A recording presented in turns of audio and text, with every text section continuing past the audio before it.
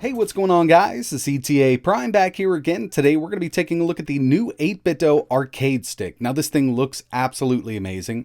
I've been trying to get my hands on one for a little while and it finally came in. This is a Bluetooth / 2.4 GHz wireless arcade stick that can basically be used with any platform. Now out of the box it works with the Switch, Android, Raspberry Pi, and Windows, but I have tested this on Mac. It does work, and with different adapters you can actually get this to work on your Xbox One, Xbox 360, PS3, and even PS4. If you're a regular viewer of my channel, you know I'm a big fan of 8BitDo products. I've got a ton of them. Basically every controller that they've made I've picked up because I love the design. They have a great build quality, battery life is amazing, and they just work. So inside of the box, you're going to get about a 10-foot USB Type-C cable. This can be used as a wired controller, but it's also meant to be used as a Bluetooth or a 2.4 GHz controller. Mainly, I'll be using this cable just to charge the internal battery of the arcade stick itself. So you see the design here. It's got a very NES feel. I love the way it looks. It's got a lot of beef to it. I'm sure they've added a metal plate in the bottom here just to make it a little more sturdier. There's a flip out section in the back, and it does include the 8BitDo 2.4 GHz USB dongle. And inside of that slot, we also have the USB Type-C connector so we can charge the internal battery up or use it as a wired arcade stick. So in this video, we're going to take a look at the new stick. We're going to test it out on the Switch, Android, and Windows. Then we're going to get into it and do a quick teardown on this thing. I kind of want to see what's inside of here. So yeah, I mean, we have a basic arcade stick layout. We have 8 buttons, start, select. We also have player 1, player 2, and the stick itself. But if we take a closer look up here, I mean, there's actually a lot going on with this settings panel here. So the very top left switch will activate X input mode or the input mode we need to use on the Switch. The next switch has 3 settings, and this will actually change the way the arcade stick works. We can make it work as our left analog stick, D-pad, or right analog stick. And personally, I'm a big fan of this because I do play on a lot of different platforms, and sometimes the analog stick just didn't work with movement in certain games. So we can swap this right over to the D-pad or the right analog stick if it really comes down to it. We also have our pairing button, turbo button, and home button. We have 4 LEDs to indicate which player this unit's going to be set up on. We have a switch for Bluetooth or 2.4. We also have start and select up here. Another cool feature that this arcade stick has is lit button indicator. So if we turn it on to the switch mode, you can see that we have ZL and ZR. So this is switch layout. If we turn it to X input, we get our RT and LT and RB and LB. I personally think this is a really cool little touch. Around back here, we have this little door, and it does come with this 2.4 GHz USB dongle. And this is where you're going to plug in your USB Type-C cable. And the door has a little slot so you can close it while the wire's plugged in. The first device that I want to connect this to is my Android tablet. I'm going to turn it into X input mode. I'm going to press the pairing button, and we're going to get some rapidly flashing LEDs. I'll just go straight to my Bluetooth settings on my tablet. It's going to be a bit different for each tablet. Make sure I'm scanning, and it should show right up as an 8BitDo arcade stick. So there we have it, and since this is running in X input mode, we can control the full operating system inside of Android. I can use the stick to navigate everything. A is going to be enter, and we even have that blue home button up top so we can bring it right back home from any application. Alright, so here we are on Android running some Dreamcast games using Redream. I didn't have to do any setup for the arcade stick itself. The buttons are just working. Now you can always go into the input manager and mess with those buttons if you really want to, but I think it's set up pretty decently right out of the box. As you can see, my arcade stick is working for movement. All of my punch and kick buttons are working, and it seems to work really well with Android and Redream here.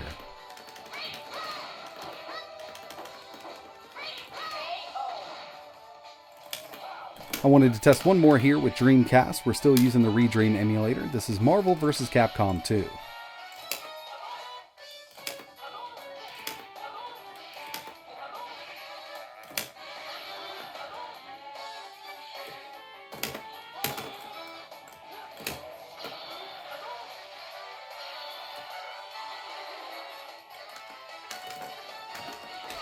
And while we're here, I figured I'd test it out with the Dolphin emulator. So we have the GameCube version of Soul Calibur 2. I did have to go through the Dolphin emulator and set my buttons up, but it was super easy. And as you can see, it is working with this.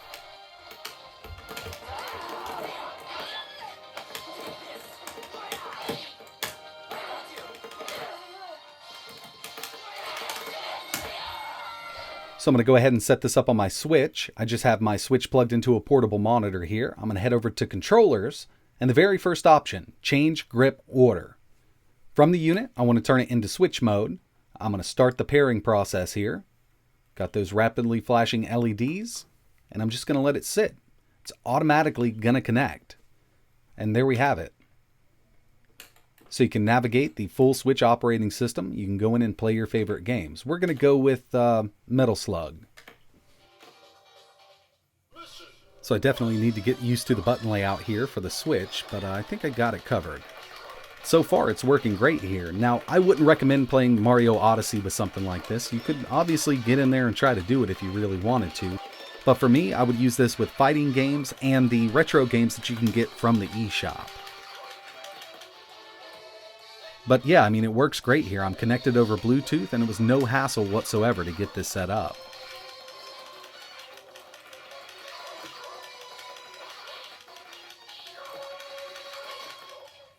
And before we get into the teardown, I did want to test this with my Windows PC. So I'm using this with that 2.4 gigahertz dongle. It will connect to this laptop over Bluetooth, but I figured I'd try this out.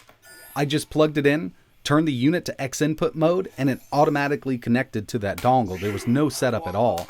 And when it comes to fighting games that are available for Windows, they will work with X input. That's the same mode that your Xbox controller works in. So there's really no setup you need to do. You could always go through and customize the controls if you want, but since it's running in X input, there's no extra application you need or anything like that. Plus, we have that little switch to set that stick up as our D-pad, our left analog stick, or our right analog stick.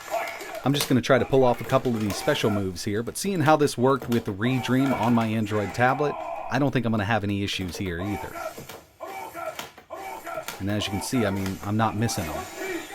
Ooh, and he got me with that one. But yeah, as you can see, I mean, it's working well with my Windows laptop. This will work with a desktop or laptop. And if you don't have Bluetooth built in, it always comes with that 2.4 gigahertz dongle. And that's how I'd use it with Windows.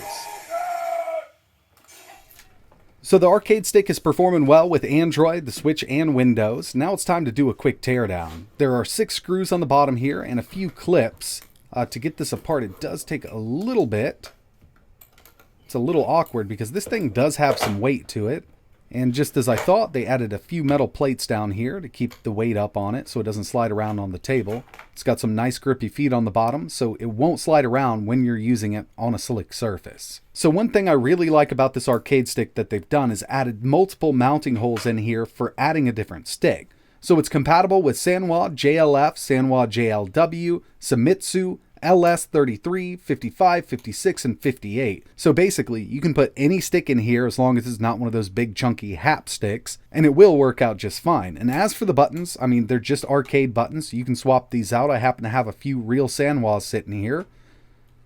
And with the lower profile quiet Sanwas, they have added these little cutouts here so they do fit because the plastic on the top is a bit thick. And sometimes the quiet Sanwas just don't click into place, but on this one here, they've made sure that it will click into place just fine.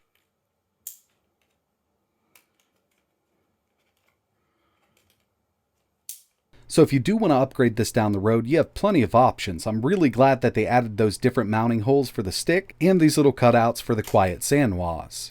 I think they've done an amazing job with this arcade stick.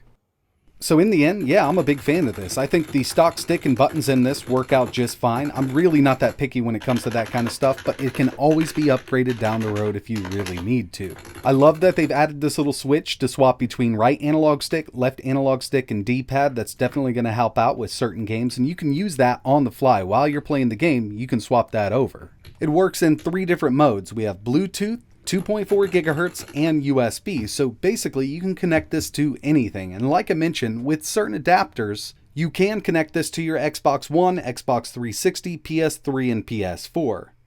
But for me, I would mainly use this for my Raspberry Pi and my Android devices. When I use my Android tablet, I usually have it in DeX mode and it's connected to a big screen. But I love to have a wireless controller connected, and this is definitely one that I'll be using more often. But that's going to wrap it up for this video. Really appreciate you watching. I just wanted to give you a quick look at this because I'm a big fan of it. It's definitely one of my favorite wireless arcade sticks that I've reviewed on the channel. The last one they came out with, I believe, was in 2018. It was a great little unit. It worked out just fine, but they've added a lot more features to this one. So yeah, I would definitely go to this one over their older one now. If you have any questions or you want to see anything else used with this stick, just let me know in the comments below. And like always, thanks for watching.